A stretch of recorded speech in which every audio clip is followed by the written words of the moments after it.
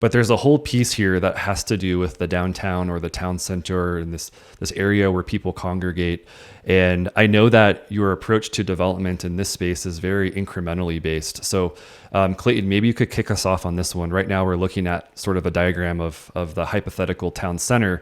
Walk us through the thinking here and kind of what we're looking at. And then I know we have a few more slides here to kind of show the different options when it comes to some of that incremental development mindset. Yeah. When you design for places for people, you have to have somewhere for those people to go. So we knew we wanted, a mixed use center essentially that was walkable and connected. So you're seeing on this image, you're seeing from north to south, this sort of parkway, right, that connects directly into the community. And so that's a plaza. And in our case, that's a HOA and municipal utility district facility. So those are parks that are open to the public that happen to kind of connect all the way through to the barn, which is sort of the cathedral on the hill, which is event space and things like that.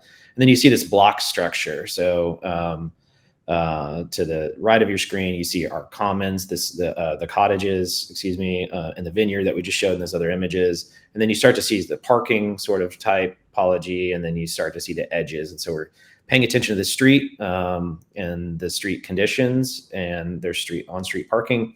So that's sort of the framework, is right, a place to go, and then this sort of block structure.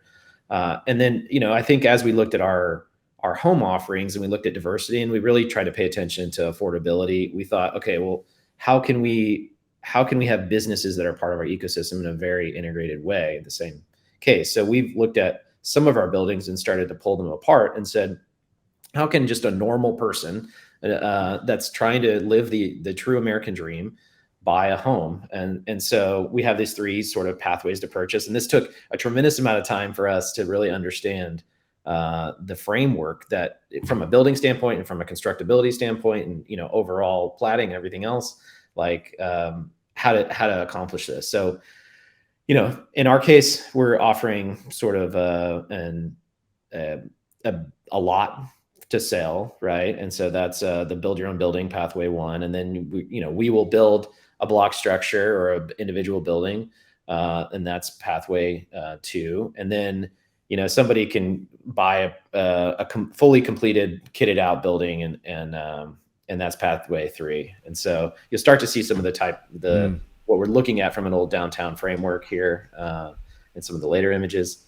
But that's the sort of understanding that we wanted to come to is the deep connection of retail, multifamily, whatever else it is, but offering those to people and letting them choose and be flexible with the type. So pay attention to the form, but not the actual, pay less attention to the process, although we'll be very involved in it.